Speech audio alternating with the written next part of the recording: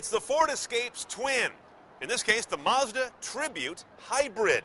Not a cabin tech tour de force, but it's got the big three. Inexpensive, hybrid, SUV. Let's check the tech.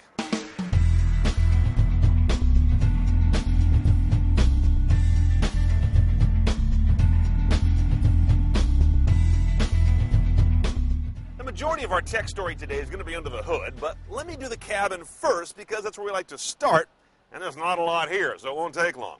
No navigation, not like we didn't option it, it's just not available. We're in a Tribute Hybrid Limited, and the Limited is limited. There's only so many things you can even get in here optionally, and navigation's not one of them, for example. Let's do the entertainment. AM, FM, no HD radio available. CD, single disc in this version of the Tribute Hybrid. Don't be fooled by the load button, it's non-operational. Satellite radio, not on our vehicle, but if we had it, it would be Sirius. And the aux jack refers to that guy right down there, nicely placed, right above a little rubberized bin for your player. And I like this here. A true 120-volt outlet. In other words, the inverter is built into the car. You don't have to get one to turn 12 volts into 120. That's just very elegant, I think. And of course, you got 12-volt outlets you can use also. But that, to me, is a nice touch, especially in an SUV. The climate controls are dual automatic temperature controls, so 2 zones, left and right. That's kind of nice in an inexpensive SUV. On the top is a display that I like. It's tucked away, so it's kind of immune to some glare, and it's very vibrant. That electrofluorescent blue really works for me under a lot of lighting conditions. It's a modern look inside the car now, which brings us over to the gauges, which look like they're out of a different car. Here in Fisher-Price orange and green is the EV light, right by the fluorescent tack.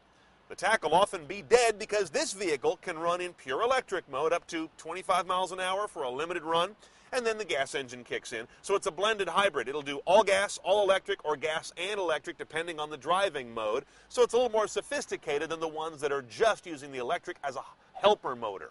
There's your gas gauge. Right next to that is your other fuel, your electric gauge, which brings us to the transmission. Here's where the power arrives. And in this vehicle, it's an electronically controlled CVT, continuously variable transmission. No gears, just a couple of variable pulleys and really tough metal bands, so it always keeps the engine in the sweet spot. And when you've got a car like this with a little scrawny gas engine, you got to keep it in the sweet spot or it's going to go peh and fall on its face.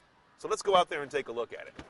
Now, of course, the power plant is a big part of the hybrid story, so let's get to it. This vehicle delivers 34 city, 30 highway. Remember, hybrids are always flip of what you expect from a gas car. It does it primarily with a 2.3-liter inline-4, little scrawny motor down here, delivering a wimpy 133 horsepower and 124 foot-pounds. Nothing to get excited about until you add the electric motor, which has 94 horsepower of its own. Bottom line is, this thing gets around pretty good and delivers a really good MPG, as I mentioned, especially considering it's a brick on wheels getting pushed through the air. $26,000 is the base price for this touring model, which is a little limited on technology. You can add a rear seat entertainment system for $1,200. It's a single flip-down screen, DVD-based, of course, or $430 will get you Sirius satellite radio.